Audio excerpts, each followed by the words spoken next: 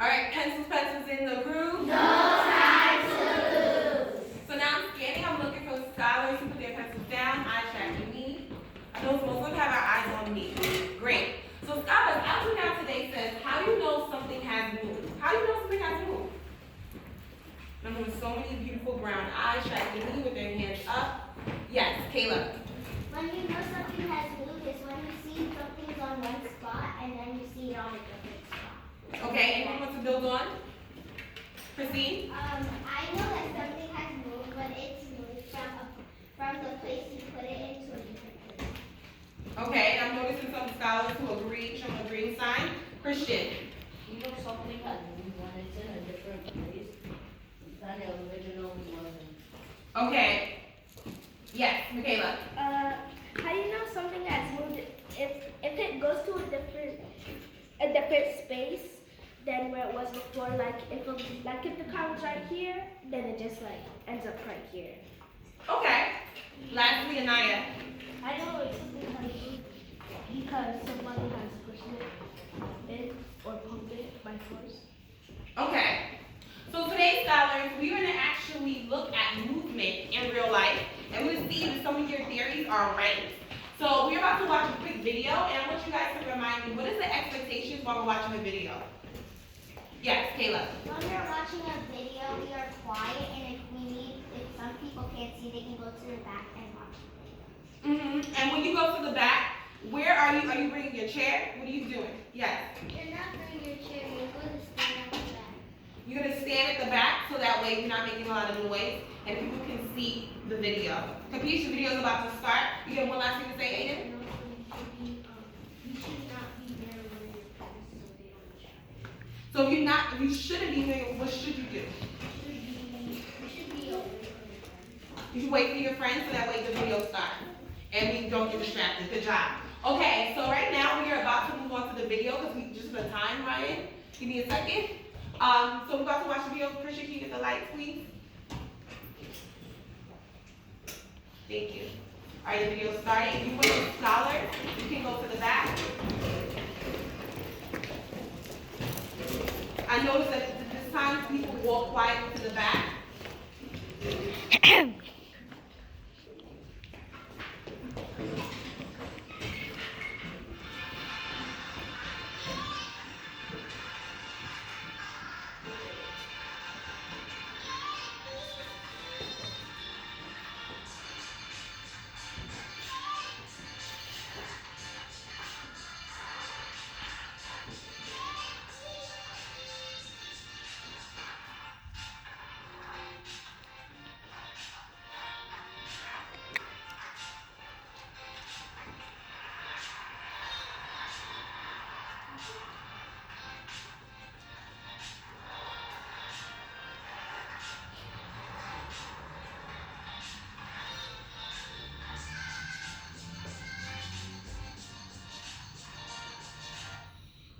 So, scholars, how does a skateboard move?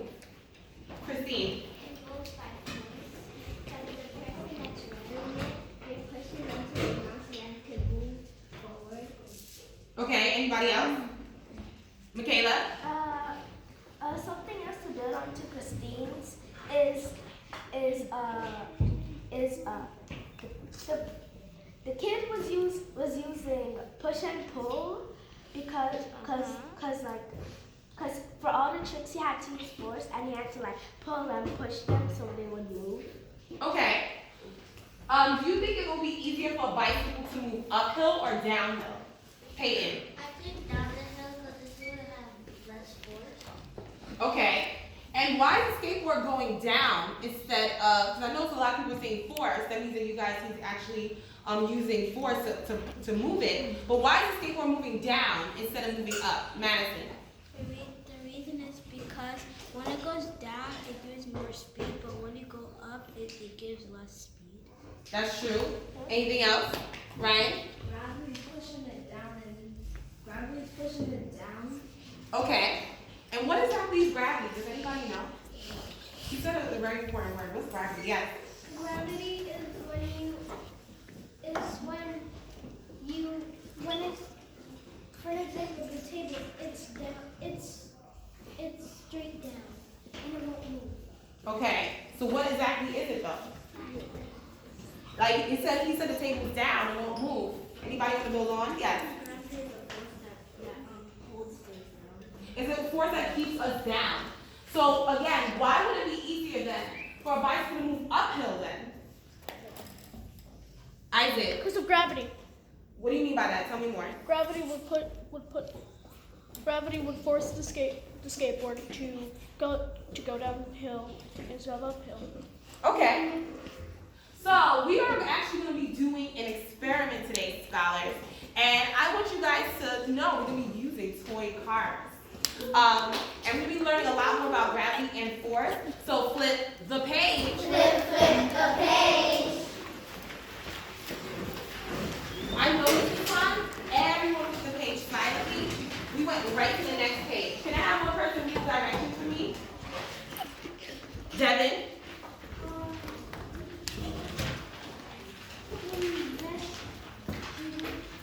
Investigation. Investigation question. How will the height of the rim affect the distance the car travels? Thank you. So today, scholars, we're going to be doing an experiment with 3 different books. And we're trying to figure out how the height of our ramp, which is these cardboard boxes here, affect the distance our toy cars will travel. So scholars, you guys will get these 3 books. You're going to be doing this experiment with 3 books, with 2 books, and 1 book. And you right now, you guys need to make a hypothesis, Hypothesis. about what do you think would make the car travel further? 3 books, 2 books, or 1 book? And I want you guys to write that down now. Tell your paper. When I say go, go. And tell me why.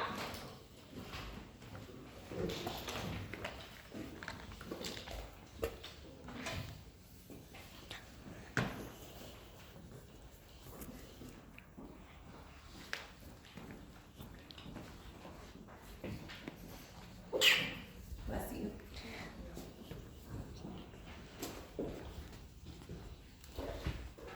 I know there's so many scholars right now are writing their hypothesis.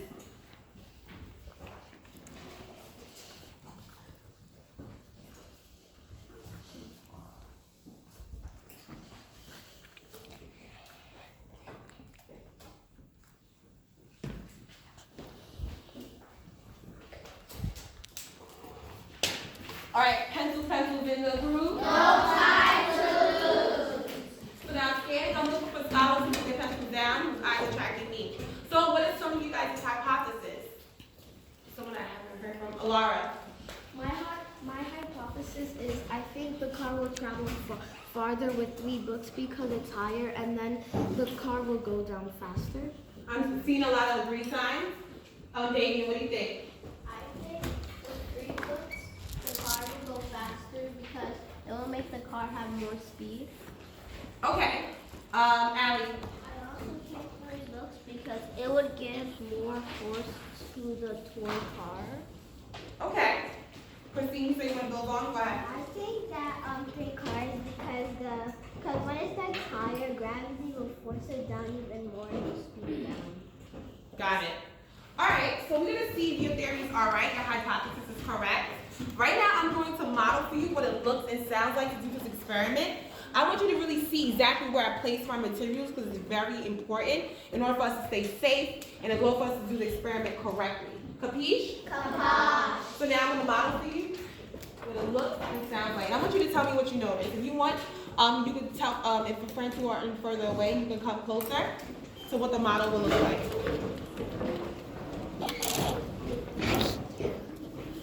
So we have these cool rulers that bend. They actually go all the way to 99 centimeters long.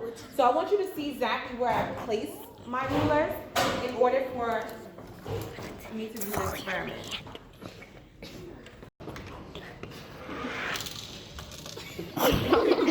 That happens sometimes. So let's do it again.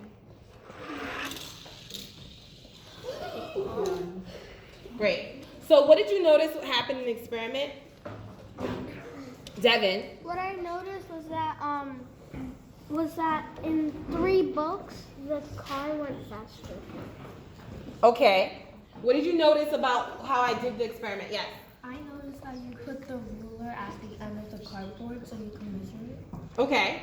Why did I put it at the end of the cardboard? Why didn't I put it at the top of the cardboard? Yes. You put it at the end, at the top, because we want to measure how far the car is going, not how far it goes on the board. Yes. Where did I place my cardboard? Yes. You place the cardboard on top of the book. I placed it on top of the books. And how many books did I start with first? Katori? 3. This ruler only goes to 99 centimeters, but my car went past 99 centimeters. How can I be able to measure where my car went if the ruler only went to 99 centimeters? Is there a problem solving thing I could do? Yes. You could put a marker. You could put a marker or a pencil where the at 99, and then you could measure. You could measure the where the car. Can you show us, Anaya?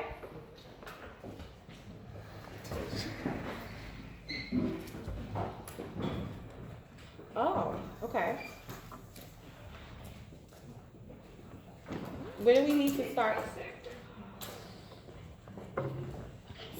So how many centimeters is my car then?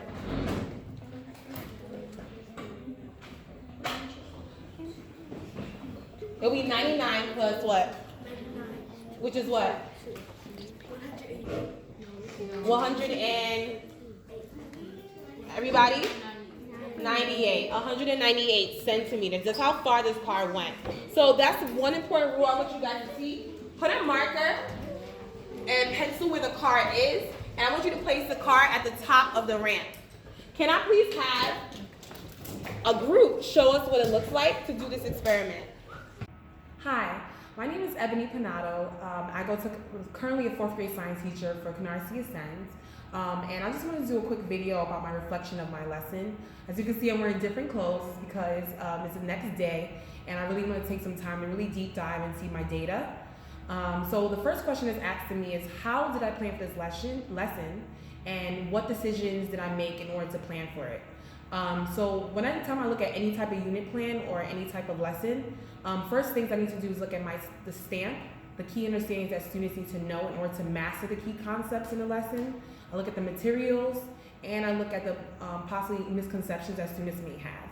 I noticed that in this lesson, I need to make sure I had my car ready, a ramp, 3 textbooks for each table group, and I needed to make sure I had a meter stick. So I make sure I pre-plan those materials for every single table before each class comes in, so that way I'm set up, ready to go. We're not wasting any time and get right to learning. I understand that the stamp for this lesson was an object speed, and its direction can describe its motion and the different forces acting on objects such as friction and gravity.